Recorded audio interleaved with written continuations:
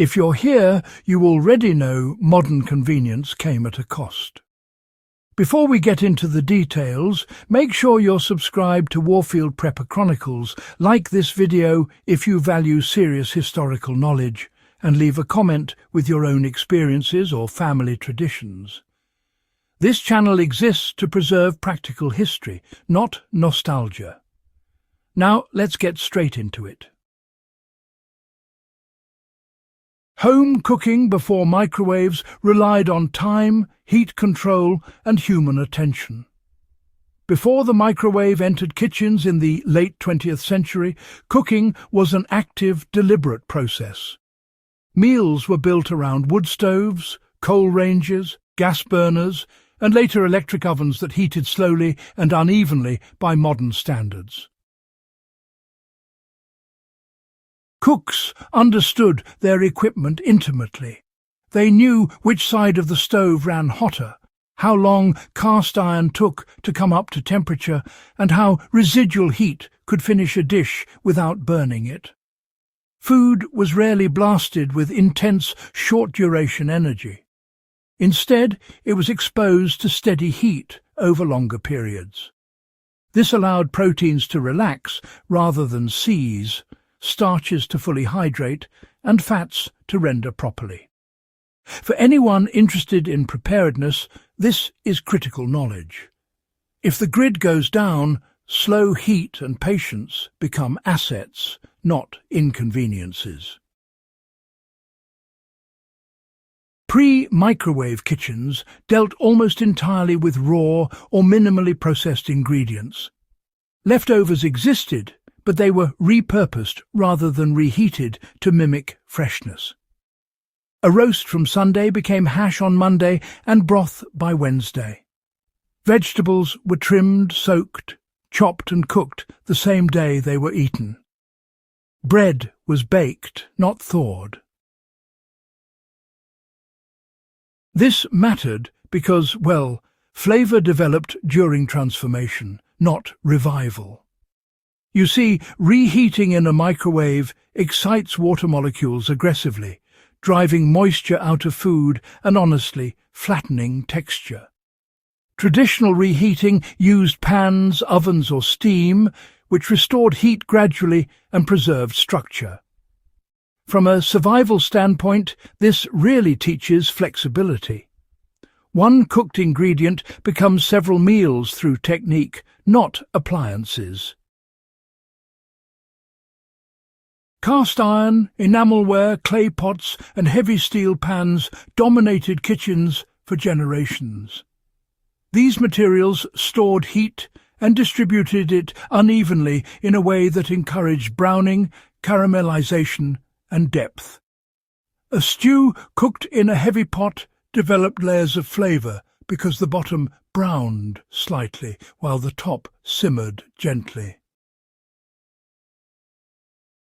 Microwaves eliminate this entirely.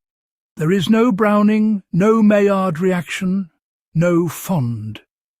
Before microwaves, every meal involved contact with a hot surface or surrounding heat. For practical application today, even with modern tools, using heavy cookware and stovetop reheating will immediately improve results. In off-grid scenarios, these vessels work over open flame just as well as they did a century ago. Daily cooking, you know, followed predictable rhythms. Dough was mixed early so it could rise. Beans, well, they soaked overnight. Stocks simmered while other tasks were handled. Nothing was rushed because rushing produced inferior food and wasted fuel. This rhythm also conserved energy. One fire could cook multiple items sequentially using the declining heat. This is, honestly, directly applicable to preparedness cooking. If fuel is limited, you cook smart, not fast. Bring a pot to a boil, then move it to low heat or insulation to finish cooking. Use retained heat cookers or wrap pots in blankets. It's an old technique that saved wood and coal. These methods produce better texture and flavour because food finishes gently. Before pre-seasoned foods and digital timers, cooks tasted constantly. Salt, acid and fat were adjusted throughout the process. This created balanced food because seasoning penetrated during cooking instead of sitting on the surface afterward. Herbs were added in stages, not just dumped in at the end. Microwave cooking eliminates this interaction. Food goes in cold and comes out hot with no opportunity to intervene. Traditional cooking required attention, and that attention produced better results. For modern application, even reheating leftovers on a stove allows you to revive flavour with a splash of water, a bit of fat, or a pinch of salt. That's a skill worth practicing now. Before widespread refrigeration and microwaves, preservation shaped meals. Smoking, drying, fermenting, pickling and salting weren't hobbies, they were survival tools. Cooking methods respected these preserved foods. Salted meat was soaked and simmered slowly. Dried beans were cooked long enough to become creamy.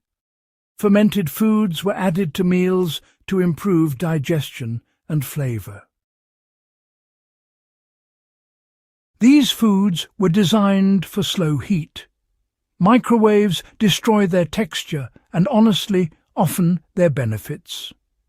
Learning to cook preserved foods properly is essential for anyone serious about long-term resilience. If you rely on stored food, you must know how to turn it into something nourishing and satisfying without modern shortcuts. Flavour develops when time, heat and moisture are balanced. Slow cooking allows sugars to caramelize, proteins to break down, and fats to carry flavour compounds. Microwaves skip this entirely. They heat unevenly, dry surfaces, and leave interiors rubbery or bland. Older methods respected the chemistry of food. They didn't overpower it. This restraint produced depth instead of intensity. That's why a simple stew from 1910 often tastes richer than a modern convenience meal with 10 times the ingredients.